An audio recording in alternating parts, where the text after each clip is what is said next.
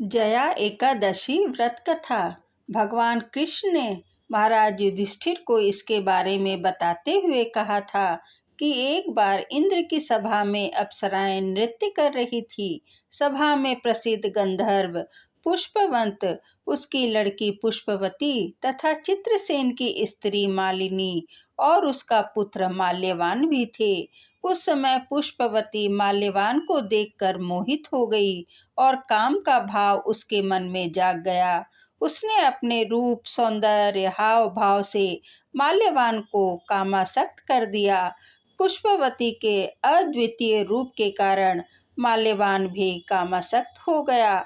दोनों कामासक्त होकर यौन क्रियाओं में लिप्त हो गए। उन्हें अलग करने के लिए राजा इंद्र ने दोनों को बुलाकर नाचने का आदेश दिया।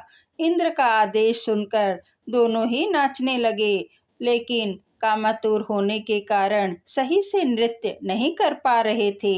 इंद्र सब समझ गए और उन्होंने क्रोधित होकर दोनों को शाप दे दिया कि तुम दोनों स्त्री पुरुष के रूप में मृत्युलोक में जाकर पिशाच का रूप धारण करो और अपने कर्मों का फल भोगो। इंद्र के शाप के कारण दोनों हिमालय पर पिशाच बनकर दुख पूर्वक अपना जीवन व्यतीत करने लगे।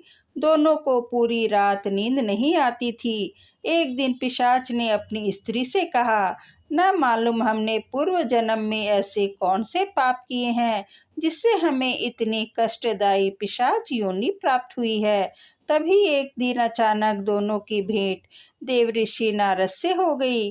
देवऋषि ने उनसे दुख का कारण पूछा तो पिशाच ने यथावत संपूर्ण बातें कह सुनाई जिनके कारण पिशाच योनि प्राप्त हुई थी। तब नारद जी ने उन्हें माघ मास के शुक्ल पक्ष की जया एकादशी का संपूर्ण विधि विधान बतलाकर उसे करने को कहा।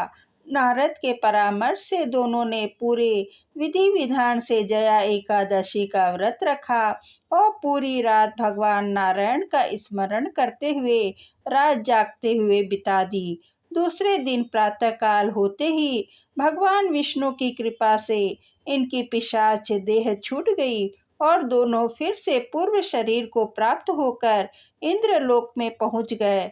वहां जाकर दोनों ने इंद्र को प्रणाम किया तो इंद्र भी उन्हें पूर्व रूप में देखकर हैरान हो गए और पूछा कि तुमने अपनी पिशाच देह से किस प्रकार छुटकारा पाया।